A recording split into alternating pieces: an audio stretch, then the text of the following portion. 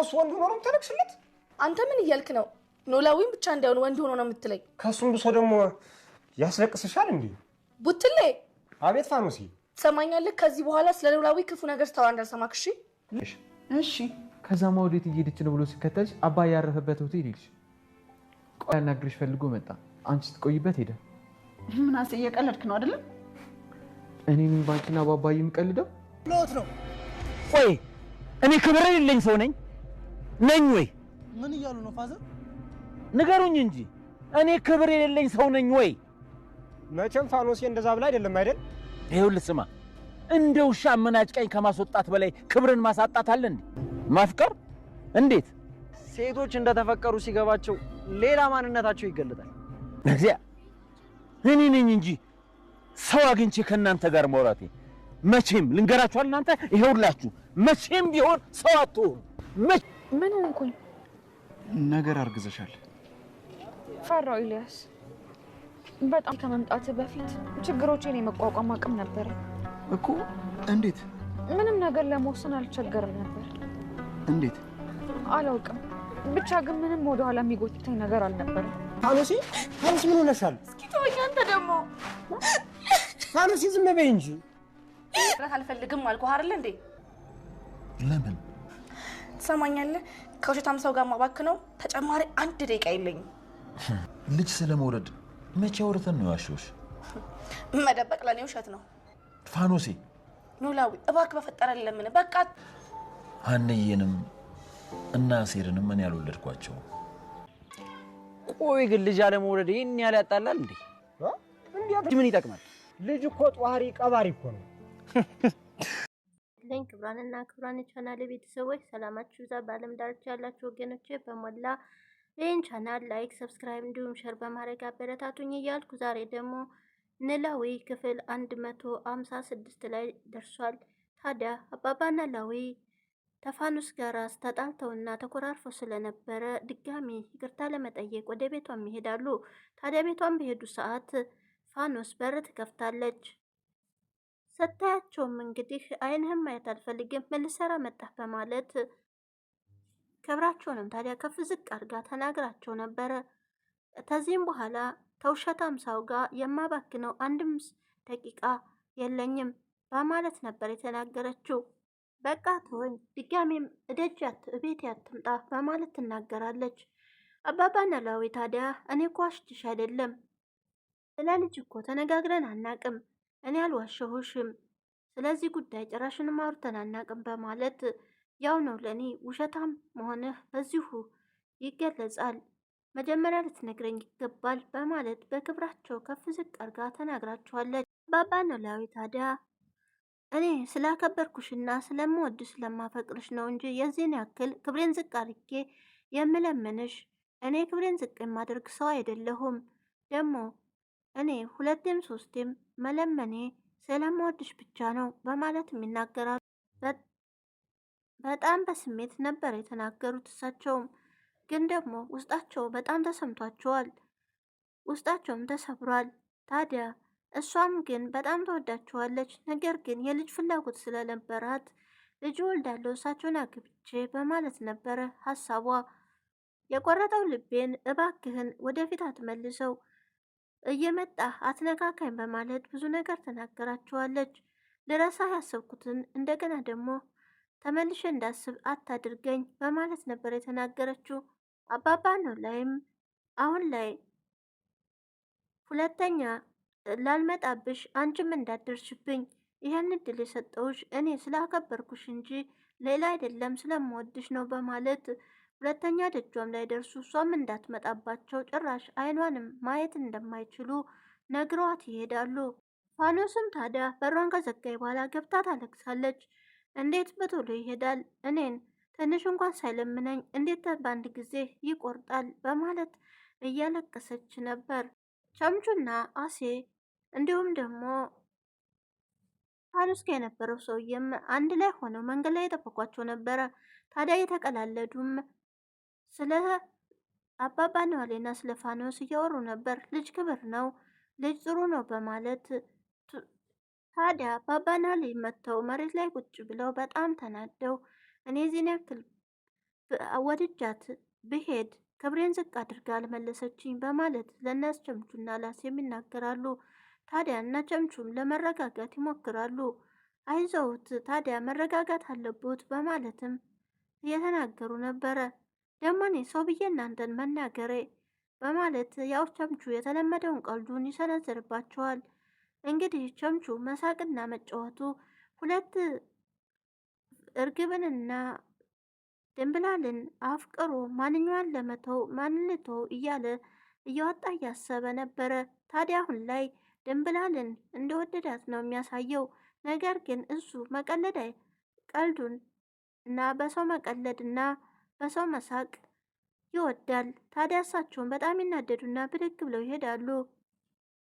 አንድ በኩል ደግሞ ወይዘሮ ሜላትና ምንሳ እያወሩ ነበረ። ታዲያ ስለ አባቱም እየነገራት ነበረ። በአዲሱ ቤታቸው በጣም የሚያምር ቤት ነው።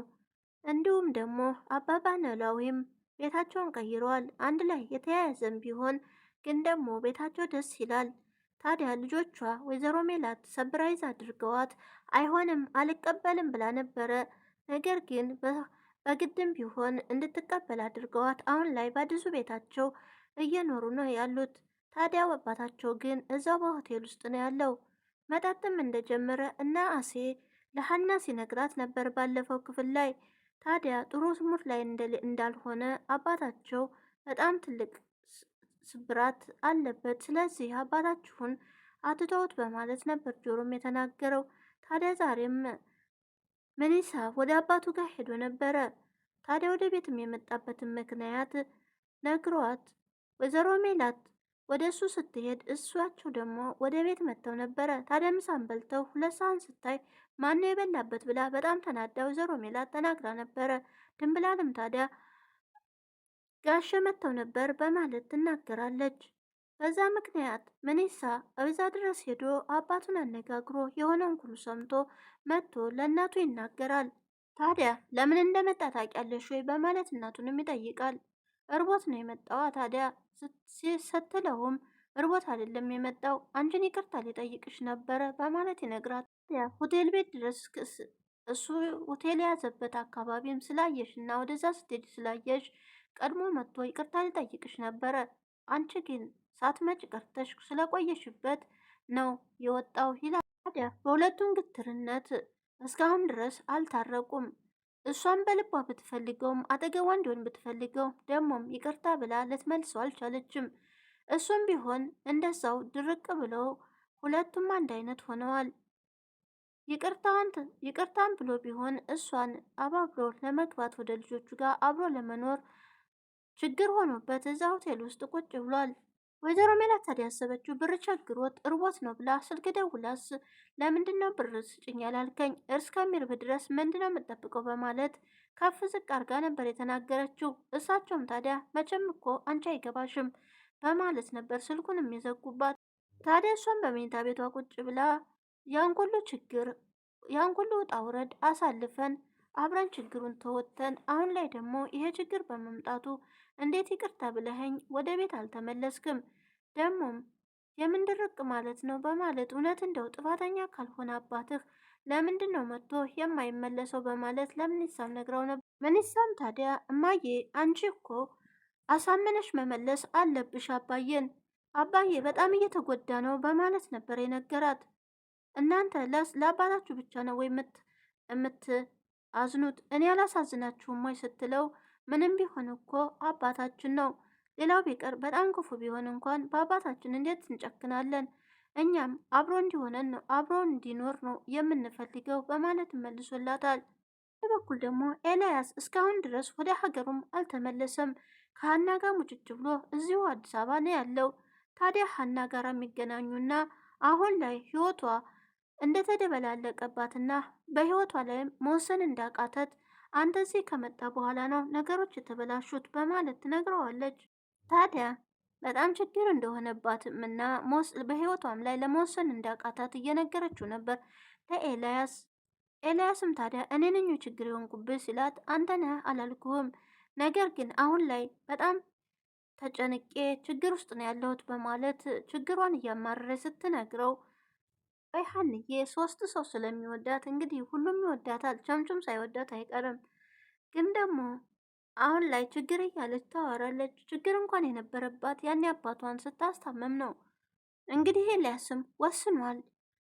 ሀናን ችግር ውስጥ ከምጥላት መመለስ ይሻለኛል ወይስ ገዳም መግባት እያለ እያሰበ ነበረ። ነገር ግን እናቴ የተበደርኩትን ገንዘብ በዛም በዚህም ብላ እየከፈለች ነው። እናቴ ስለ እኔ በጣም ትጨነቃለች፣ ሌላ ሰው ግን የሚጨነቅልኝ የለም። ስለዚህ ወደ ሀገሬ እዛው ትውልድ ሀገሬ መመለስ አለብኝ በማለት ከአሁን በኋላ ከህይወትሽ እወጣለሁ፣ ወደ ሀገሬ እመለሳለሁ ብሎም ይነግራል።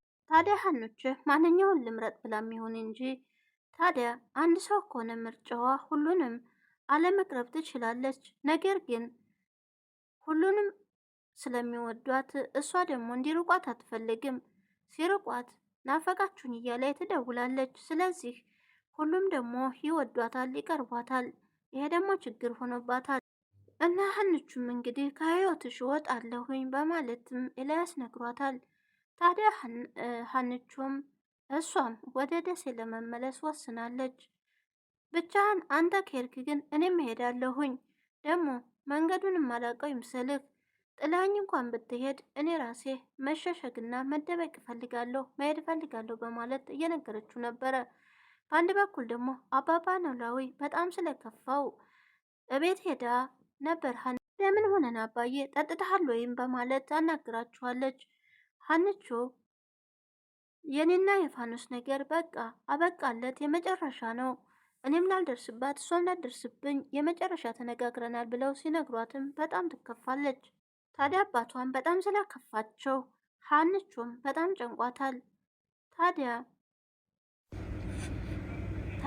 በጠዋቱም ሄዳ ፋኖስ ላይ እግሯ ላይ ትወርቃለች። በር ስትከፍትላት ሀንቾ እያለቀሰች ነበረ እግሯ ላይ እየወደቀችው። እባክሽን አባዬ ጥሩ ሙድ ላይ አይደለም፣ በጣም ተጨንቋል፣ እኔ እንዲያመብኝ ይቅርታ እለዋለሁኝ፣ ተነሽ በማለትም ታስነሳታለች። ታዲያ አንቺ የማታውቂው ነገር አለ ኖላዊ፣ ጭራሽ አይንሽን እንደ አላይሽም፣ በቃኝ ካሁን በኋላ ብሎ ነው የሄደው። ስለዚህ የሚሆን አይመስለኝም በማለት ስትነግራትም በጭራሽ እሱ ለጊዜው እንጂ በጣም ነው የሚወድሽ እና ይቅርታ እንድጠይቀውም ለምናት ነበር። ታዲያ በቃ ይቅርታ አደርግለታለሁኝ፣ እሱ እኮ ፈልጎ ያመጣው ነገር አይደለም፣ ልጅ ደግሞ የፈጣሪ ስጦታ ነው። እኔም ላይ እኮ ሊፈጠር ይችላል ይሄ ነገር። አሁን ላይ ቆመ ብዬ ሳስበው ትክክል እንዳልሆንኩኝ ተሰምቶኛል። ስለዚህ ይቅርታ እለዋለሁ ሄጄ በማለትም ትነግራት። ታዲያ ይቅርታም እንደምታረግለት እሺ ብላት ሀንቾም ታዲያ በደስታ ወደ ቤቷ ተመልሳለች። ቡትሌም ደግሞ ስለ አባባ ኖላዊ ሲናገር ወንድ እሱ ብቻ ነው ወይ በማለት ሲናገር ከአሁን በኋላ አባባ ኖላዊን እንድትናገርብኝ አልፈልግም በማለት አስቀይማ ከቤት አስወጥተዋለች። እንግዲህ ሀንቾም ወደ ቤት ወደ እናቷ ቤት ከተመለሰች በኋላ ወይዘሮ ሜላስ ደግሞ ምነው ተቋቆርሽብኝ፣ ምን ሆንሽ ነው በማለትም ትጠይቃታለች። አባቷ ጥሩ ሙድ ላይ እንዳልሆነ ከፍቶታል። የሆነች ሴት ወዷል አላልኩሽም ነበር? በዛ ምክንያት አሁን ላይ ደግሞ ትንሽ ተጋጭተው በጣም ከፍቶታል አባቴ፣ ለዛ ነው መብዛ ያደርጉት በማለት ትነግራታለች።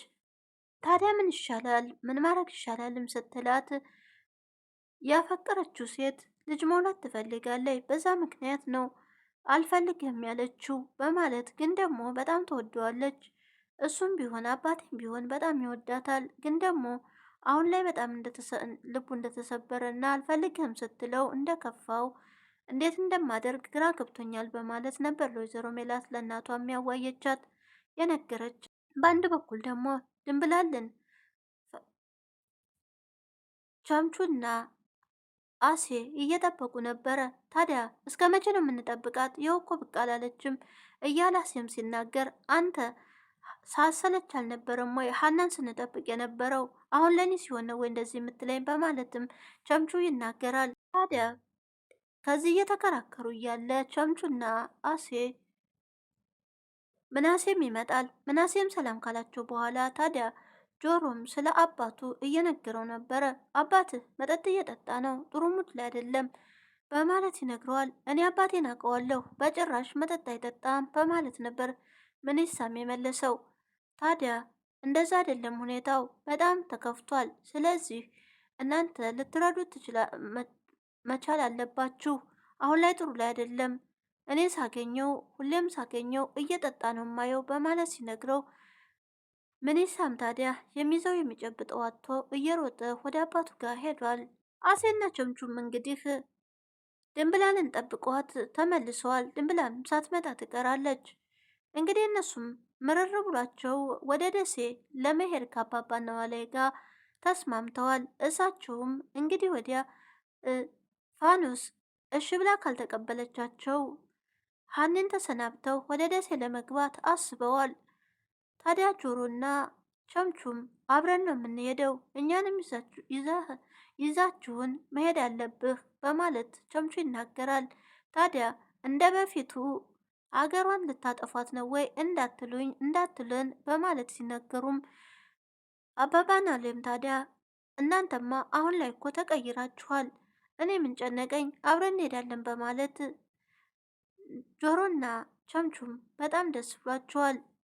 እነዬ ግን ልትፈቅድ አትችልም፣ ወይም አብራ ትሄዳለች እንጂ እዚህ ብቻዋን አትቀርም በማለት ሲነግሯቸውም እሺ ካላላይ ተደብቀው እንደሚሄዱም ተናግረዋል አባባ ኖላዊ።